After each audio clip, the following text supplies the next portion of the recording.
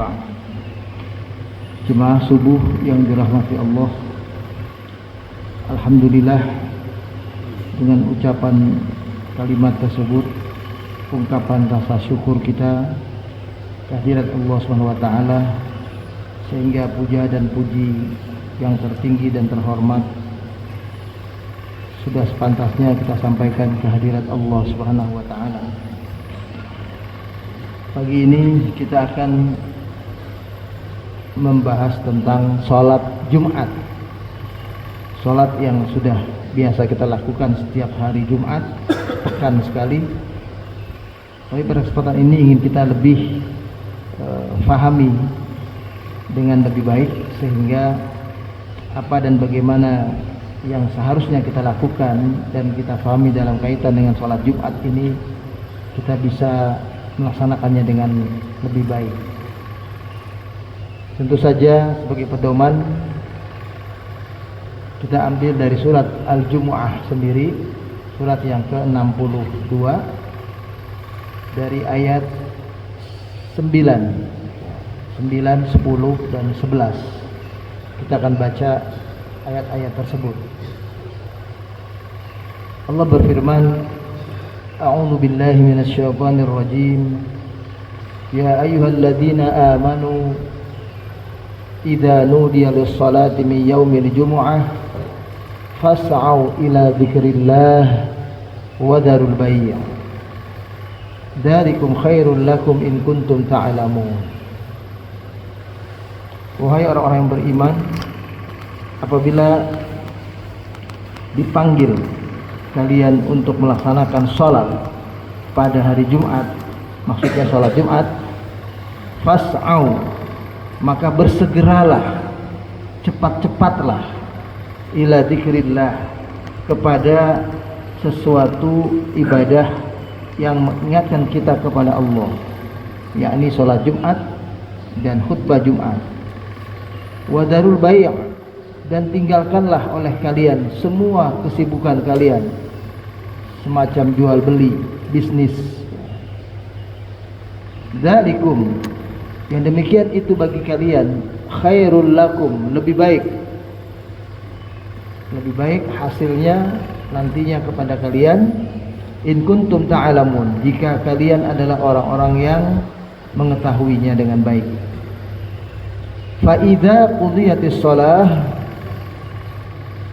lalu nanti kalau sudah selesai sholat tersebut, fantasyiru fil ard, silahkan balik lagi untuk keluar bertebaran mencari nafkah, ya, dalam kehidupan dimanapun di muka bumi ini.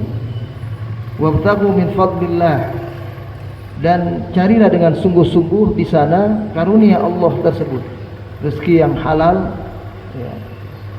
Wadhkurullaha katsira, dan teruslah mengingat Allah tersebut dalam bentuk yang lain. Kalau tadi mengingat Allah dalam bentuk salat, ini dalam bentuk membaca kalimat-kalimat thayyibah atau hati yang selalu mengingat kepada Allah. La'allakum tuflihun. Maka hal yang demikian ini akan mengantarkan kalian pasti kepada kehidupan yang beruntung, yang menang selalu. Wa idza ra'au tijaratan aw lahwan, dan apabila mereka dahulu para sahabat Nabi, sebahagian mereka ketika sedang mendengarkan khutbah Jumat tersebut, melihat ada perdagangan, ada bisnis, ada permainan-permainan yang menyenangkan, infaddu ilaiha, ada sebagian kecil sahabat yang mengarah ke sana, pergi ke sana. Wa tarakuka qa'ima, dan mereka meninggalkan engkau wahai Muhammad sendirian berkhutbah. Qul ma 'indallah khairu minallahi wa minat tijarah. Ucapkanlah wahai Muhammad kepada mereka bahwa apa yang ada pada sisi Allah dengan mendengarkan khutbah Jumat tersebut, sesungguhnya itu lebih baik bagi kalian dibandingkan dengan perbuatan lahwi, perbuatan yang tidak ada gunanya, main-main, keluar, duduk, bermalas-malas, wa minat tijarah, dan dibandingkan dengan bisnis dan perdagangan sekalipun. Wallahu khairur raziqin, karena ketika mereka berbisnis mencari rezeki, justru yang punya rezeki, pemberi rezeki itu adalah Allah sebaik-baiknya, sebaik-baik pemberi rezeki. Ukhutil ahibba, ayat ini dalam terjemahan tafsir di antaranya itu ada diungkap ya kalimat ya ayyuhalladzina amanu billah wa amilu bima syara'ahu lahum, wahai orang-orang yang mengaku beriman kepada Allah dan senantiasa melaksanakan apa yang Allah syariatkan kepada mereka. Idza nadal muadzinu lis-shalah, apabila seorang muazin telah mengumandangkan kalimat adzannya untuk mengajak kita salat Jumat pada hari itu, ya, lis-shalati min yaumil jum'ah, untuk salat pada hari Jumat itu, ba'da su'udil khatib 'alal minbar, ya, salat Jumat itu sesudah didahului dengan khutbah oleh seorang imam di atas mimbar, di tempat yang lebih tinggi supaya nampak oleh orang yang di belakang. Dzalikal ma'mur bihi minas sa'i, perintah ini itu dikerjakannya dengan cepat, dengan segera, dengan sungguh-sungguh. Kul bai', dan tinggalkan jual beli, bisnis apapun, ba'dal adzan, ya, as-shalah, ba'dal adzan as-shalah al-jum'ah, setelah didengarkan kumandang adzan untuk salat Jumat tersebut. Khairul lakum ayyuhal mu'minun in kuntum ta'lamuna dzalik. Yang demikian ini adalah hal yang lebih baik bagi kalian wahai orang-orang mukmin jika kalian mengetahui ini dengan baik. Famtasilu ma amarakumullahu bih, maka taatilah, patuhilah apa yang Allah perintahkan ini kepada kalian. Baik, salat Jumat ini adalah salat pada hari Jumat yang biasanya kita lakukan sebagaimana hari-hari biasa kita salat zuhur pada waktu tersebut. Pada waktu zawal, ya, masuk, kita melaksanakan salat Jumat bila itu datang pada hari Jumat. Nah, para ahli tafsir menyepakati kalimat zikrullah yang dimaksud adalah salat Jumat. Fas'au ila dzikrillah, bersegeralah kepada zikir kepada Allah, itu maksudnya adalah salat Jumat. Meskipun ada lagi yang berpendapat seperti Sa'id bin Al-Musayyib dalam kitab beliau Zadul Masir Ibnul Jauz, ya, beliau katakan dalam kitab itu bahwa yang dimaksud dengan zikrullah adalah mendengarkan khutbah Jumat. Jadi mendengar khutbah itu segera, apalagi sholat, itu kata beliau. Jadi khutbahnya pun juga harus segera kita datangi. Kemudian ayat ini didukung oleh hadis Nabi yang mengatakan, ini dalam hadis riwayat Abu Daud, ya, disahihkan oleh Al-Albani, dikatakan di sini al-jum'atu haqqun wajibun ala kulli muslimin fi jama'atin illa arba'atu abdun mamluk aw imra'atun aw sabi aw marid. Salat Jumat itu adalah suatu kewajiban bagi setiap muslim dan dilakukan secara berjamaah, kecuali ada 4 orang yang dibebaskan untuk tidak sholat Jumat. Menurut keterangan Nabi ini ada 4 orang. Yang pertama, budak yang dimiliki. Jadi kalau orang yang dikuasai, kalau sekarang itu ya ketika ada perusahaan yang memaksa pekerjanya atau satpamnya untuk giliran, sehingga pas dapat giliran dia tidak bisa melakukan sholat Jumat, dia dipaksa melakukan itu misalnya, itu termasuk yang dapat uzur ya, kalau memang itu yang tidak bisa diperjuangkan untuk dirubah.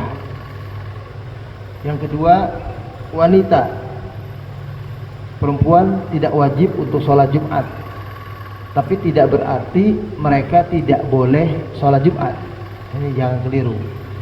Mereka tidak diwajibkan, tetapi mereka dibolehkan untuk sholat Jumat. Beberapa masjid di tanah air ini ada yang buat, seperti di Masjid Agung, Masjid Sunda Kelapa, itu dibuat tempat khusus bagi perempuan di belakang. Beberapa masjid lain, karena jangankan untuk kaum perempuan, untuk laki-laki saja tidak cukup. Misalnya sholat Jumat itu kita jumlah jamaahnya membludak banyak, maka dari itu tidak ada space, nggak ada tempat untuk saf perempuan. Karena tidak ada tempat, maka kaum ibu tidak sholat Jumat karena nggak ada tempat. Tapi kalau ada tempat disediakan oleh pengurus masjid dan memungkinkan karena jemaahnya juga tidak sampai membludak jamaahnya, maka di tempat itu kaum ibu boleh ikut sholat Jumat. Kemudian yang ketiga, as-sobi, anak kecil. Anak kecil itu yang pengertiannya adalah anak yang belum ihtilam, belum bermimpi basah. Kalau laki-laki, kalau perempuan itu kan haid. Nah, tapi karena kewajiban ini bagi laki-laki, maka ukurannya adalah mimpi basah saja. Anak laki-laki yang masih kecil itu belum wajib sholat Jumat. Yang keempat adalah al-marid tadi, orang yang sakit. Marid itu orang yang sakit, tidak disebutkan sakit apa ya. Semua kembali ke hati. Ada orang yang mungkin merasa, saya lagi pilek nih, saya nggak sholat Jumat deh, terserah dia. Tapi itu ya dianggapnya sakitnya dia. Tapi tentu orang yang ada iman merasa dia harus segera datang. Kalau cuma pilek aja, udahlah biarin. Demam aja dikit, biarin, saya tetap sholat Jumat. Tapi kalau nggak bisa melangkah, kakinya lagi lumpuh, apa boleh buat? Kalau dia tidak bisa berangkat karena dia sedang buang-buang air yang tiap menit, apa boleh buat? Karena dia harus menunggu khutbah Jumat, sholat Jumat, dia tidak bisa lakukan itu. Nah, jadi kembalinya kepada hati kita untuk mengukur sejauh mana istitoah itu, kemampuan itu, dan menganggap diri kita sakit. Jadi tidak ditentukan sakit apa, jadi tapi sakitnya kita sendiri yang menentukan. Nah, penentuan diri dari kita itu adalah ukurannya iman. Kalau ada iman orang itu pasti dia nggak akan mau meninggalkan sholat Jumat kalau cuma sakit-sakitnya yang sederhana, yang kecil ya. Sakitnya sakit yang berat yang tidak memungkinkan dia untuk menghadiri sholat Jumat tersebut. Bahkan duduk pun, kalau masih bisa melangkah terus duduk di masjid, dia akan lakukan itu begitu. Baik, kemudian itu dari hadis. Sedangkan dalam keterangan pendapat ijma atau ijtihad para ulama lebih lanjut itu banyak, ada ditambah. Di antaranya ini pendapat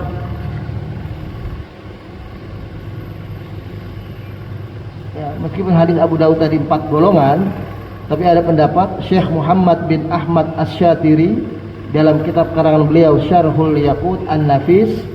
Beliau menyebutkan ada 7 golongan orang yang tidak diwajibkan melakukan sholat Jumat.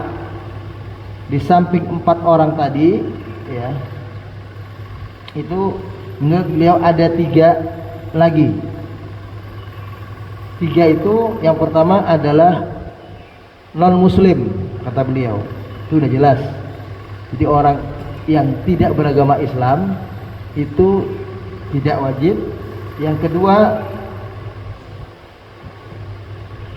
ghairul aqil, orang yang tidak berakal, orang yang saat itu akalnya lagi terbang, lagi kemana, lagi apa kalau kita bilangnya istilahnya hilang akal lah ya. orang yang tidak dalam keadaan sadar. Kemudian yang ketiga, musafir. Musafir ini itu dalam penekanan hendaknya seseorang tidak bermusafir dalam hitungan beberapa jam sebelum sholat Jumat. Entahlah kalau dia musafir pagi sholat subuh atau jam 7 pagi setelah subuh, lalu kemudian dalam perjalanannya dia tidak melakukan sholat Jumat, itu termasuk uzur yang dibolehkan. Tapi jadi bukan sengaja nggak sholat Jumat, padahal setengah jam lagi, 1 jam lagi waktu Jumat, tapi dia memulai perjalanan, itu begitu. Ya. Jadi dengan syarat perjalanannya dilakukan pagi hari, ya. Ada pendapat bahkan sebelum fajar, sebelum subuh, nah, itu pendapat lain. Dan perjalanannya ada perjalanan yang mubah, bukan perjalanan untuk sesuatu yang dilarang, seperti perjalanan untuk merampok, untuk berzina, untuk berjudi, untuk sesuatu yang melanggar ketentuan syariat. Tapi kalau sesuatu yang mubah boleh saja. Ya mubah apa saja, urusan kantor, ya termasuk liburan keluarga, ya udah direncanakan sebelumnya, dia musafir, dia boleh tidak melaksanakan sholat Jumat dengan catatan berangkatnya dari pagi, bukan sudah dekat dengan waktu sholat Jumat tersebut. Baik Pak Jemaah, sekarang kita lihat lebih lanjut hadis ini, ayat ini dulu. Pertama, ayat ini menyebut idza nudiya lis-shalah, apabila dipanggil untuk melakukan sholat. Jadi kita itu dipanggil.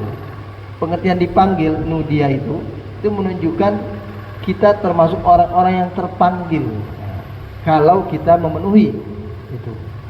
Dan tentu saja sebaliknya, kita termasuk orang-orang yang tidak terpanggil apabila tidak memenuhi itu. Yang kedua, panggilan ini diminta untuk disegerakan. Kalimatnya fas'au ila dzikrillah, bukan disuruh fa'ti biha, datangi sholat Jumat, bukan. Kalau datangi sholat Jumat, kita bisa santai-santai dulu di warung, di rumah, di mana, baru begitu azan datang misalnya. Nah itu kalimatnya bukan fas'au. Kalimat dalam bahasa Arab fas'au ini sa'a yas'a, perintahnya adalah is'a. Atau kalau untuk perintah orang banyak is'au. Nah itu dalam bahasa Arab artinya segera, ayo lari. Nah itu disuruh lari istilahnya. Suruh cepat-cepat. Jadi jangan santai. Itu untuk menghadiri kegiatan sholat Jumat tersebut. Ila dzikrillahi wa darul bai', kepada mengingat Allah. Tadi diterangkan dzikrillah artinya adalah sholat Jumat itu sendiri, atau dzikrillah juga artinya adalah khutbah Jumat, kan itu merupakan bahagian dari zikrullah di hari Jumat. Ada sebagian ulama, tapi ini bukan dari Nabi, yang mengatakan bahwa sholat Jumat itu asalnya adalah 4 rakaat, sebagaimana sholat zuhur. 2 rakaatnya diambil dalam khutbah, sehingga 2 rakaat lagi itulah sholat Jumat kita.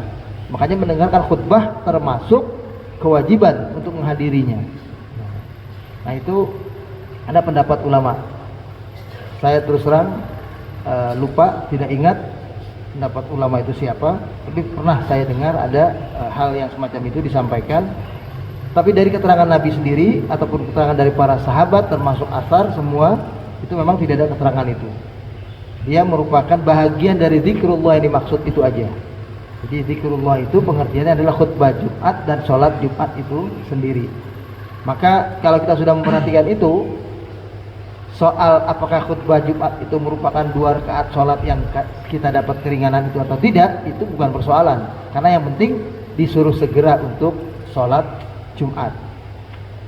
Ada hadis yang menerangkan bahwa khutbah Jumat itu adalah khutbah yang wajib kita dengarkan. Itu ada keterangan itu.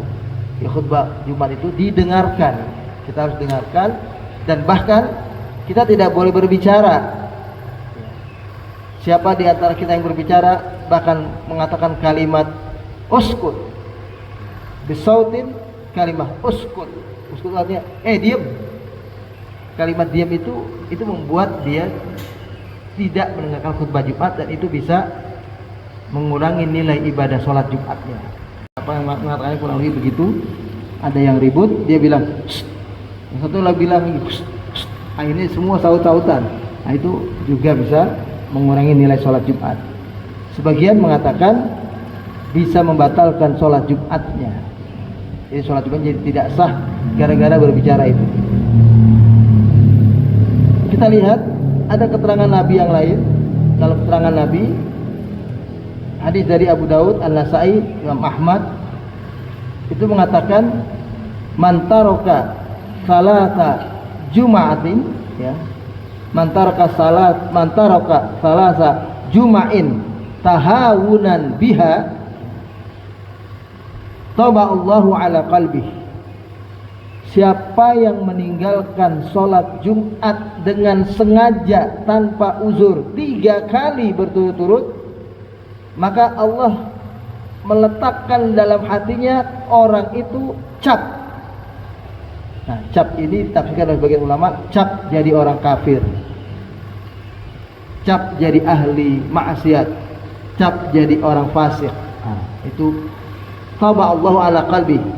Tapi sebagian lain lebih mengartikan kepada hatinya jadi hitam, ada bercak yang tidak bisa mudah untuk dihilangkan. Besok-besok disuruh sholat Jumat jadi berat lagi. Itu begitu. Maka dari itu jangan sampai meninggalkan sholat Jumat 3 kali berturut-turut tanpa udzur. Ya. Jadi tahawunan, mantaroka, ya, salasa juma'in tahawunan. Ada kata tahawunan. Tahun itu artinya main-main, nggak ada alasan yang bisa dipertanggungjawabkan. Dia tinggalkan sholat Jumat berturut-turut 3 kali, maka orang itu ya akan ada cap di hatinya. Atau juga bisa diartikan orang itu Allah tutup hatinya, yang tadinya putih bersih, hitam semua tertutup, sehingga akhirnya tidak mudah lagi bagi dia untuk berikutnya melaksanakan kewajiban-kewajiban yang lain. Ya.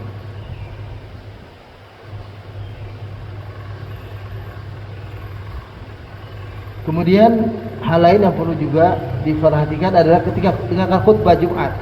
Sunnah hukumnya ketika mendengarkan khutbah Jumat, supaya kita memperhatikan khutbah Jumat itu, pandangan mata kita diarahkan ke khatib. Jadi pandangan mata kita itu arahnya ke khatib, bukan nunduk. Kalau nunduk itu bisa tidur itu. Banyak orang akhirnya karena dia tidak melihat khatib, dia nunduk, tidur. Makanya lebih baik sebelum berangkat sholat Jumat tidur dulu di rumah.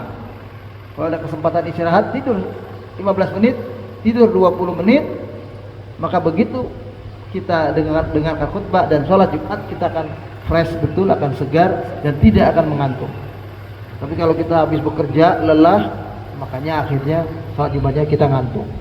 Dulu makanya, dan sebagian sampai pada hari ini sebagian pesantren-pesantren itu menjadikan hari Jumat itu hari libur, supaya bebas dan bisa istirahat, bisa tidur, dan bisa melaksanakan sunnah-sunnah Jumat lain seperti mandi. Sunnah di hari Jumat diantaranya adalah mandi. Dan mandi ini sebagian lagi mengartikan sunnah membuat sebab mandi. Tahu sebab mandi, Pak? Sebab mandi itu maksudnya seorang suami mendatangi istrinya setelah fajar, setelah subuh begini hari Jumat. Di hari Jumat setelah sholat subuh berjamaah, dia pulang ke rumah, dia menggauli istrinya. Karena dia menggauli istrinya, dia wajib mandi. Mandi itulah jadinya sunnah itu ketika dilakukan hubungan badan dengan istri. Jadi hubungan badan dengan istri itu yang dianjurkan bukan malam Jumat sebetulnya, tapi Jumat pagi setelah subuh. Itu yang sunnahnya, supaya kita didorong untuk sholat Jumat, untuk mandi, persiapan sholat Jumat sekaligus. Yang mandinya mandi wajib. Karena begini, membayangkannya bukan seperti kita mandi setiap saat. Di zaman Nabi dulu mandi itu jarang. Di samping air susah, Yang kedua, apalagi kalau datang musim dingin, itu sangat berat untuk mandi itu. Maka mesti ada hal-hal yang dibuat untuk membuat orang mau mandi. Nah, disinilah Rasulullah mengingatkan kita untuk seperti itu. Ya. Sholatnya Jumat itu biar kita mandi. Nah, ditafsirkan oleh para ulama, bikin kewajiban mandi sehingga kita mandi di hari Jumat. Sunnah-sunnah lainnya adalah di hari Jumat kita cukur rambut, kita potong kuku, bersihkan kumis, ya, rapikan janggut misalnya. Itu adalah bahagian dari sunnah sholat Jumat, termasuk menyiapkan wangi-wangian. Ada di badan ini wangi-wangian, bersiwak, ya, sikat gigi. Dan karena pentingnya khutbah Jumat di hari Jumat itu berbeda hukumnya untuk melaksanakan sholat sunnah di hari Jumat. Kalau kita sholat di hari-hari biasa, itu sholat duhanya itu mulai dari kira-kira jam 7 atau mulai waktu matahari terbit sudah bisa mulai sholat duha. Walaupun waktu terbaik adalah sekitar jam 8, jam 9, itu waktunya sampai menjelang zuhur. Nah, kalau hari Jumat waktunya adalah dari waktu terbit juga itu sama, tapi diakhiri sampai saat menjelang kumandang azan. Jadi sholatnya boleh 2 rakaat, boleh sampai 12 rakaat, sampai azan dikumandangkan sebelum khatib naik mimbar. Baru datang, khatib sudah mengumandang, sudah ucapkan salam dan sudah muadzin. Kalau di sini kita azan yang kedua sudah seperti itu. Maka kita tetap disunnahkan untuk sholat sunnah 2 rakaat, ya. Karena Nabi pernah memerintahkan dalam khutbahnya, sedang khutbah ada orang datang masuk belum sholat, kata Nabi, ya, sholli rak'atain tsumma tajlis. Sholatlah dulu 2 rakaat baru duduk, kata Nabi. Jadi ada orang yang baru datang itu disuruh sholat dulu, karena sholat itu penting, meskipun juga lebih penting adalah mendengarkan khutbah. Maka dari itu ketika azan dikumandangkan, belum azan selesai kita baru masuk, kita sudah bisa langsung sholat sunnah. Berbeda dengan azan di waktu-waktu sholat lain. Kalau azan di waktu sholat zuhur, asar, maghrib, isya, kita disuruh menunggu dulu azan sampai selesai. Jadi kita begitu masuk kita berdiri, azan selesai baru kita sholat sunnah. Kita dengarkan kumandang azan sambil berdiri menunggu untuk sholat sunnah. Nah, ini tidak berlaku pada hari Jumat, karena pada hari Jumat begitu kumandang azan tapi imam sudah naik mimbar, maka saat kumandang azan itulah kita sholat sunnah. Supaya apa? Supaya khutbah Jumat tidak tertinggal lama. Karena kalau sesudah kumandang azan selesai baru kita sholat, itu kita akan tertinggal khutbah Jumat dalam waktu yang cukup lama. Jadi beda, di hari Jumat kita boleh melaksanakan sholat sunnah tahiyatul masjid, disegerakan walaupun sedang kumandang azan. Nah itu kenapa demikian? Karena pentingnya mendengarkan khutbah Jumat. Jadi itulah barangkali pokok-pokok yang terkait tentang kewajiban sholat Jumat ini, ya. Dan karena ini sudah diwajibkan sholat Jumat, maka tidak ada kewajiban lagi untuk melaksanakan sholat zuhur. Meskipun sebagian ada masih di Tebet itu, dekat tempat saya tinggal dulu, ada sebuah masjid itu sampai dengan hari ini setelah sholat setelah sholat Jumat dilaksanakan, mereka sholat zuhur lagi 4 rakaat. Tapi masing-masing mengerjakannya, masing-masing 4 rakaat 4 rakaat. Niatnya sholat zuhur.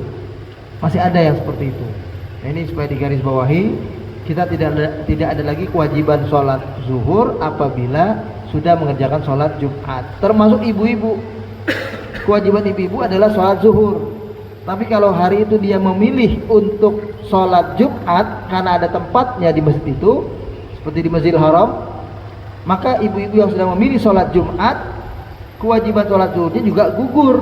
Sebagaimana laki-laki tadi, dia tidak lagi wajib sholat zuhur kalau sudah mengerjakan sholat Jumat, meskipun memilih sholat Jumat dari sholat zuhur bagi mereka hukumnya adalah sunnah.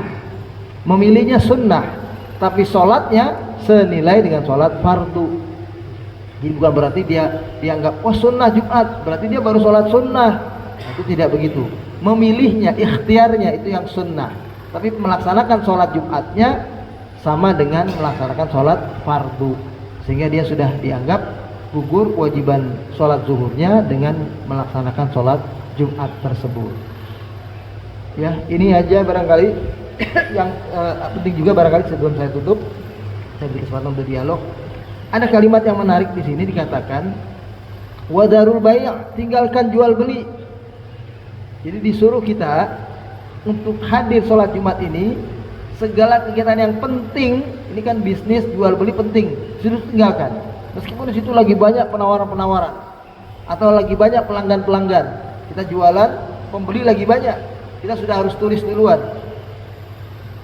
Close order misalnya jam 11 atau close order jam 10.30. Tutup orang yang mesan jam sekian. Karena jam 11:04 misalnya atau jam 11 toko atau warung tutup. Itu harus ada. Ketika orang berinisiatif seperti itu namanya dia fas'au ila dzikrillah.